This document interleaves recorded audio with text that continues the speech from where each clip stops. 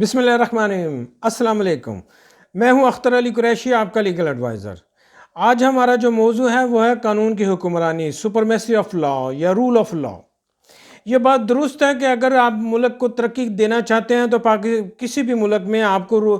ترقی کرنے کے لیے رول آف لا قائم کرنا بہت ضروری ہے۔ رول آف لا یا سپرمیسی آف لا کے بغیر کوئی ملک ترقی نہیں کر سکتا۔ جس ملک میں اگر قانون کی بالادستی قائم نہیں ہوگی، اس ملک میں کرپشن بہت زیادہ ہوگی، وہاں پہ دھونس چلے گی، وہاں پہ امیر آدمی جو ہے وہ قانون کو اپنی مرضی کے مطابق مولڈ کر لے گا، اور غریب آدمی جس کے پاس پیسہ نہیں ہے اس کو سزا دی جائے گی، اس کو جیلوں میں ڈال دیا جائے گا، اور ہر امیر آدمی یا پیسے والا آدمی یا سفارش کرنے جس کے پاس سفارش ہوگی وہ اپنی مرضی سے اپنے مطلب کے کام کر لے گا۔ پاکستان کی مثال اس کے سامنے ہے۔ پاکستان کو آج بنے ہوئے 75 سال ہو گئے ہیں، لیکن پاکستان میں افسوس کی بات یہ ہے کہ آج تک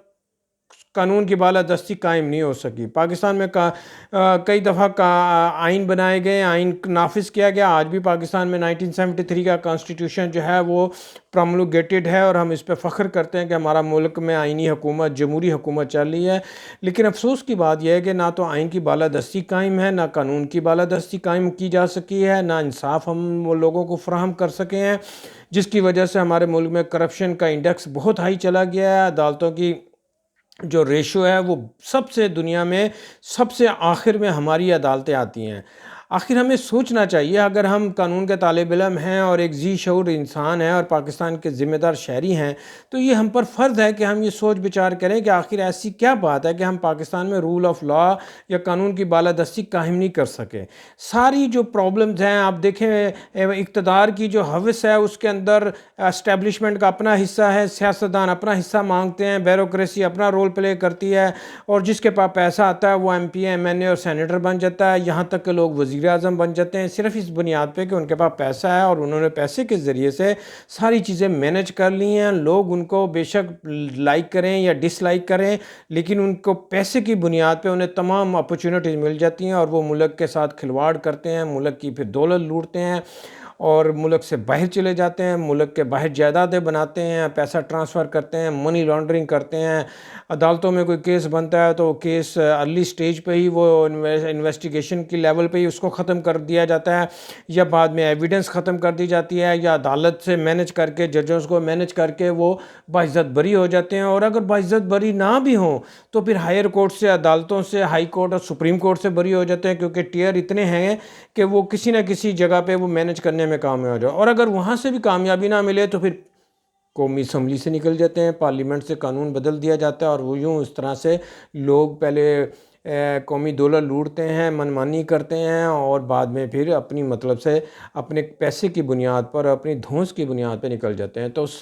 جو پوائنٹ جو بیچ میں ہمارے پاس باقی بچا وہ یہ کہ اگر ہم رول آف لا قائم نہیں کریں گے، پاکستان میں چونکہ آج تک رول آف لا قائم نہیں ہو سکا، پاکستان کی عدالتیں انصاف ڈیلیور کرنے میں بالکل ناکام رہی ہیں، یہاں پولیس اور پراسیکیوشن ایجنسیاں بک جاتی ہیں، یہاں پہ شہادت دینے والے لوگوں کا تماشا اڑایا جاتا ہے، ان کو فٹیگ کاٹنی پڑتی ہے، ان کو تکلیف اور اذیت سے گزرنا پڑتا ہے، یہاں پہ دن دہاڑے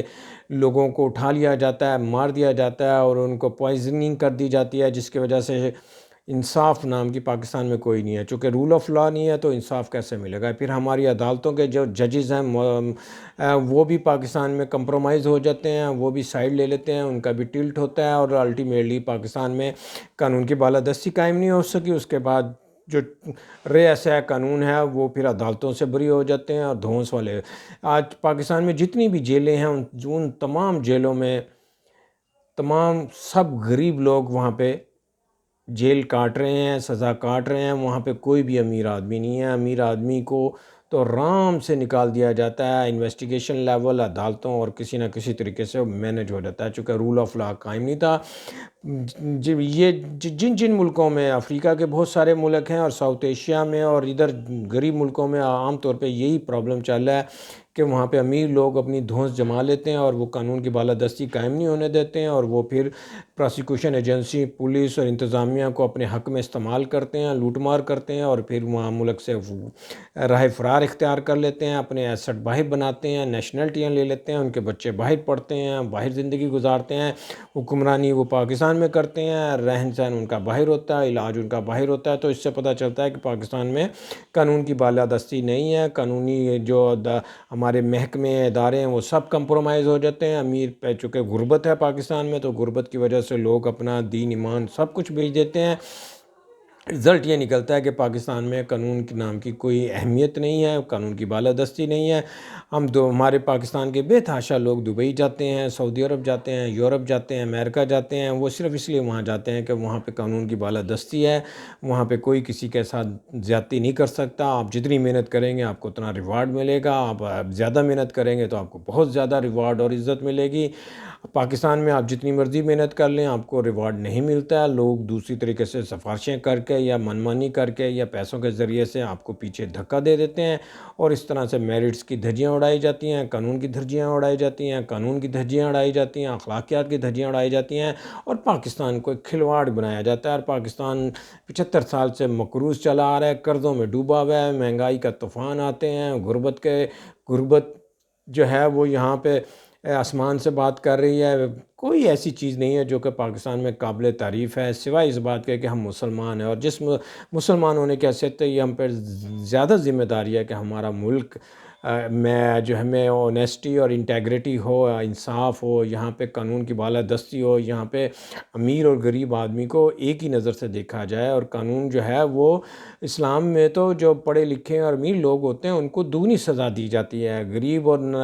کم تعلیم یافتہ لوگ اگر قانون توڑتے ہیں تو اسلام میں ان کے لیے نرمی کی گئی ہے کہ یہ غریب ہیں یا ان کو علم نہیں تھا یا یہ مجبور تھے،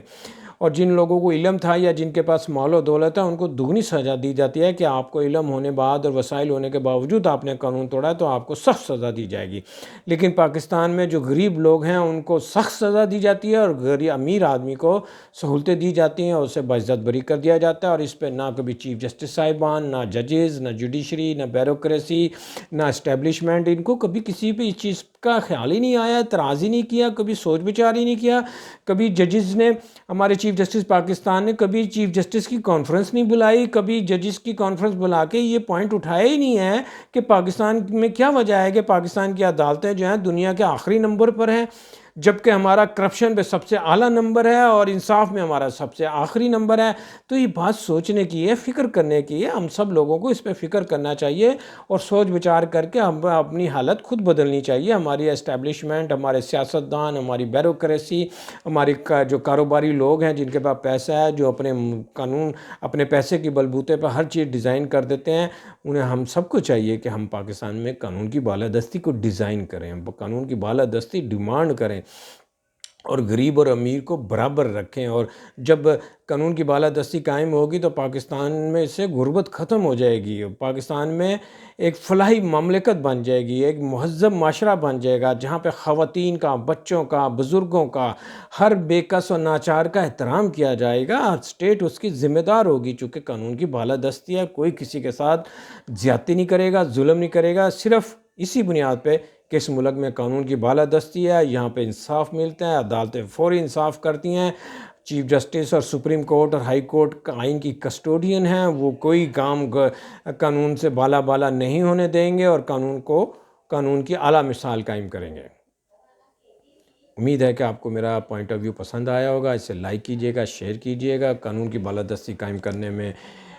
معاشرے میں اپنا کردار ادا کریں، اس کو پرچار کریں، اس کو پروموٹ کریں، تاکہ آج نہیں تو کل ہمارے ملک میں قانون کی بالادستی قائم ہونی چاہیے، تاکہ پاکستان کی غربت اور مسئلے مسائل اور